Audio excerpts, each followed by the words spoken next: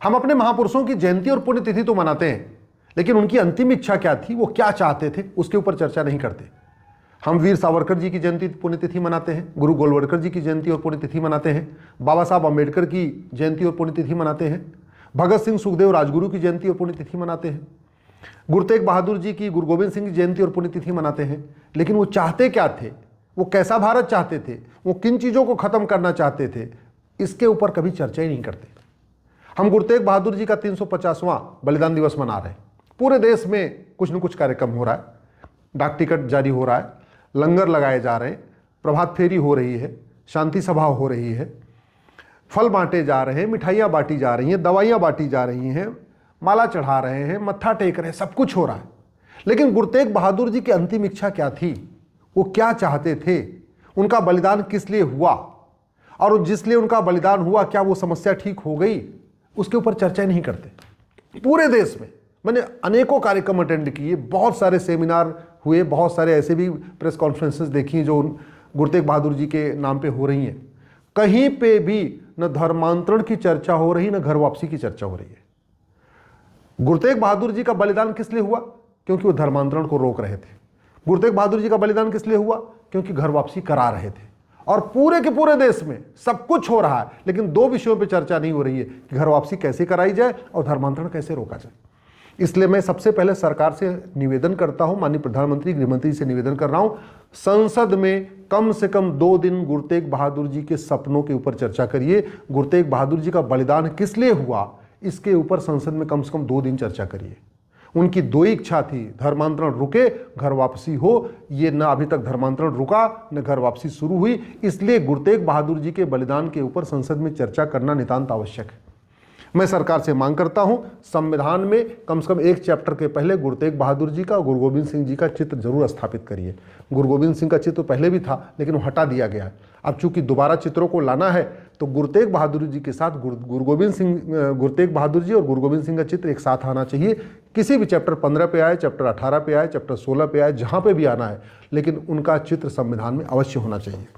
मैं सरकार से भी निवेदन कर रहा हूँ, गुरु तेग बहादुर जी ने जो बलिदान दिया था धर्मांतरण के खिलाफ किया था, इसलिए धर्मांतरण को भारत में राष्ट्र की सुरक्षा के लिए खतरा घोषित करिए। धर्मांतरण को अनलॉफुल एक्टिविटी डिक्लेयर करिए। धर्मांतरण को ऑर्गेनाइज क्राइम डिक्लेयर करिए। धर्मांतरण को एक्ट ऑफ टेररिज्म डिक्लेयर करिए। धर्मांतरण को वेजिंग वॉर डिक्लेयर करिए। धर्मांतरण को भारत की सोवरेंटी के लिए, संप्रभुता के लिए खतरा घोषित करिए। धर्मांतरण को देश की एकता अखंडता के लिए खतरा घोषित करिए। धर्मांतरण को सामाजिक समरसता के लिए खतरा घोषित करिए। और भारतीय न्याय संहिता में एक नया चैप्टर जोड़िए, ऑफेंस रिलेटिंग टू कन्वर्जन।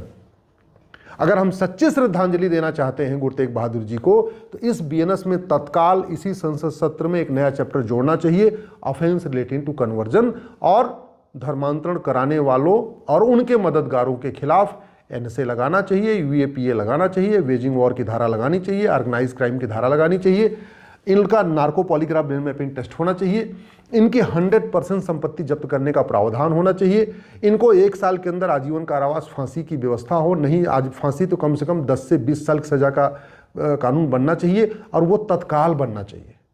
ये पूरा का पूरा संसद सत्र हमें गुरु तेग बहादुर जी को समर्पित करना चाहिए। और जो उन्होंने धर्मांतरण के लिए इतना बड़ा बलिदान किया, भाई मतीदास जी ने किया, भाई सतीदास जी ने किया, भाई दयाला जी ने किया, बंदा बहादुर जी ने किया, गुरु गोविंद सिंह जी ने किया, जो उन्होंने धर्मांतरण रोकने के लिए इतना बड़ा प्रयास किया था, उनको सच्ची श्रद्धांजलि यही होगी कि बीएनएस में एक नया चैप्टर जोड़ दिया जाए, ऑफेंस रिलेटिंग टू कन्वर्जन, और धर्मांतरण को राष्ट्र की सुरक्षा के लिए, देश की एकता अखंडता के लिए खतरा घोषित कर दिया जाए, संगठित अपराध घोषित कर दिया जाए।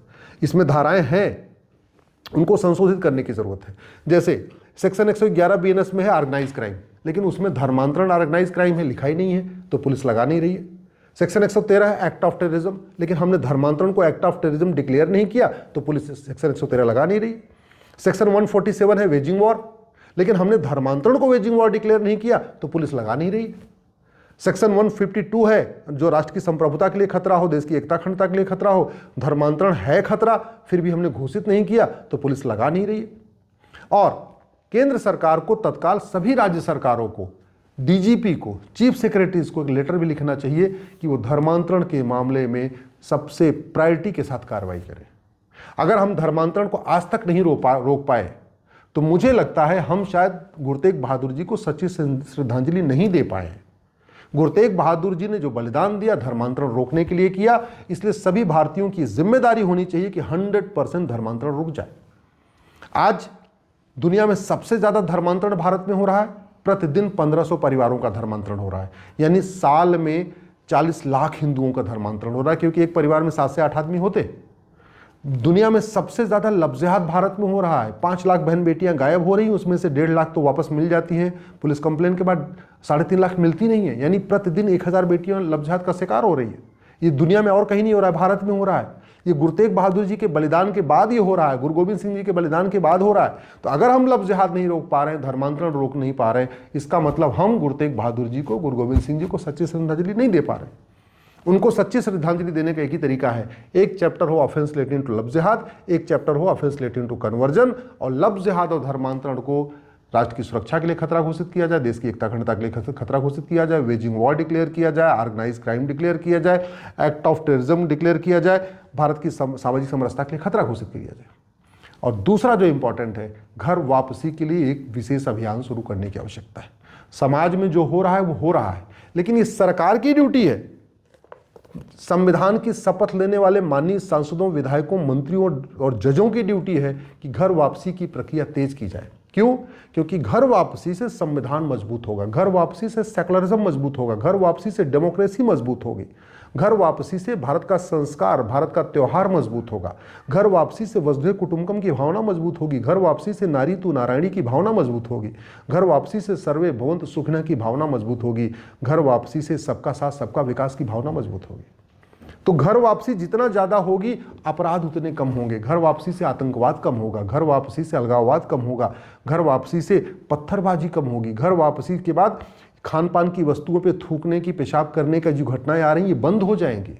घर वापसी से 3 तलाक बंद होगा, घर वापसी से हलाला बंद होगा, घर वापसी से मुताह बंद होगा, घर वापसी से मिस्यार बंद होगा, घर वापसी से तहर्रुस बंद होगा, घर वापसी से तलाक़े हसन बंद होगा, घर वापसी से तलाक़े अहसन बंद होगा, घर वापसी से तलाक़े बाइन बंद होगा, घर वापसी से तलाक़े किनाया बंद होगा, घर वापसी से चचेरी बहन, ममेरी बहन, फुफेरी बहन, मौसेरी बहन से शादी विवाह बंद होगा, घर वापसी से चाची, मामी, मौसी, बुआ से निकाह बंद होगा।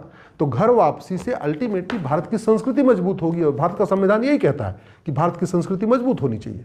ये भारत का संविधान, और ये कोई अरब, दुबई, कुवैत, बहरीन के लिए नहीं बना, ये भारत के लिए बना है। ये भारत का संविधान बाबर, हुमायूं, तुगलक, गजनी, गोरी के विजन को आगे बढ़ाने के लिए नहीं बना है। भारत का संविधान बना है गुरु तेग बहादुर जी, गुरु गोविंद सिंह जी के सपनों को साकार करने के लिए। ये भारत का संविधान बना है वीर सावरकर जी, गुरु गोलवलकर जी और बाबा साहब अम्बेडकर के सपनों को साकार करने के लिए। ये भारत का संविधान बनाना है भारतीय संस्कृति, हिंदुत्व की जो संस्कृति है, जो सनातन संस्कृति है, उसको मजबूत करने के लिए। और वो तभी होगा जब घर वापसी हो।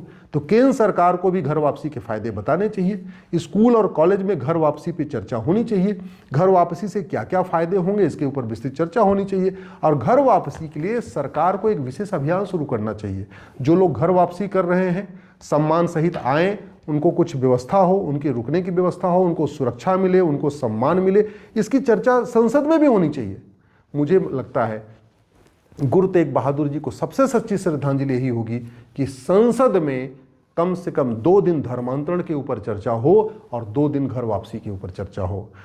गुरु तेग बहादुर जी को सबसे सच्ची श्रद्धांजलि यही होगी कि संसद में कानून बना के धर्मांतरण को जघन्य अपराध घोषित किया जाए और घर वापसी के लिए कुछ विशेष योजनाओं को लॉन्च किया जाए। गुरु तेग बहादुर जी को सबसे सच्ची श्रद्धांजलि यही होगी कि जिस भारत में जो धर्मांतरण करा रहे हैं, जो भारतीयों को, सनातनियों को, हिंदू को, जैन को, बौद्ध को, सिख को विदेशी पंथ में ले जाने की कोशिश कर रहे हैं, उनकी नागरिकता खत्म हो, उनकी प्रॉपर्टी जब्त हो, उनको साल भर के अंदर सजा हो। धर्मांतरण पूरे देश की समस्या है, किसी एक राज्य की समस्या नहीं है। इसलिए राज्यों के द्वारा कानून बनाने से धर्मांतरण नहीं रुकेगा। धर्मांतरण तो तभी रुकेगा जब केंद्र में कानून हो, कठोर कानून हो, साल भर के अंदर सजा मिले, साल भर के अंदर ऐसे लोगों की नागरिकता खत्म हो जो धर्मांतरण कराते हैं, साल भर के अंदर इनको जेल में ठूसा जाए जो धर्मांतरण कराते हैं। इसलिए संविधान की शपथ लेने वाले माननीय सांसदों, विधायकों, मंत्रियों और जजों जो गुरु तेग बहादुर जी का सम्मान करते हैं, उनसे आग्रह करता हूं इन 2 विषयों पे, घर वापसी और धर्मांतरण के ऊपर गंभीरता के साथ चर्चा करें। संसद में चर्चा होनी चाहिए और तत्काल कानून बनाना चाहिए।